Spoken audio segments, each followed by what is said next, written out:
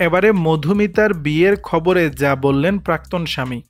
ওপার বাংলার জনপ্রিয় অভিনেত্রী মধুমিতা সরকার 2015 সালে ভালোবেসে ঘর বাঁধেন অভিনেতা সৌরভ চক্রবর্তীর সঙ্গে। তবে সংসারের সুখ যেন সইল না মধুমিতার। 2019 সালে বিচ্ছেদের পথে হাঁটেন মধুমিতা সৌরভ। তারপর দুজনেই নিজেদের মতো করে জীবন গুছিয়ে নেন, ব্যস্ত হয়ে পড়েন যে যার কাজে। মাঝে কেটে যায় অনেকটা সময়।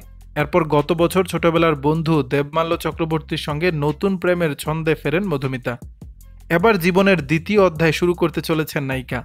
মধুমিতা জানিয়েছিলেন আগামী ডিসেম্বরে দ্বিতীয়বারের মতো বিয়ের পিঁড়িতে বসতে যাচ্ছেন তিনি।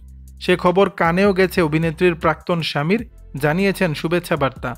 প্রতিক্রিয়া জানিয়ে মধুমিতার উদ্দেশ্যে সৌরভ বলেন, আমার সাধুবাদ রইল, সেই সঙ্গে নতুন জীবনের জন্য অনেক শুভেচ্ছা জানাই, ভালো থাকুক। গেল বছর পূজার সময় নতুন প্রেমিককে নিয়ে ধরা দেন মধুমিতা। সে সময় প্রেমিকের সঙ্গে কিছু ছবি প্রকাশ করে নতুন সম্পর্কের কথা জানান অভিনেত্রী।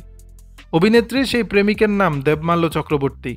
পেশায় একজন ইঞ্জিনিয়ার তিনি। তার সঙ্গেই বিয়ের পিঁড়িতে আবার বসতে যাচ্ছেন তিনি।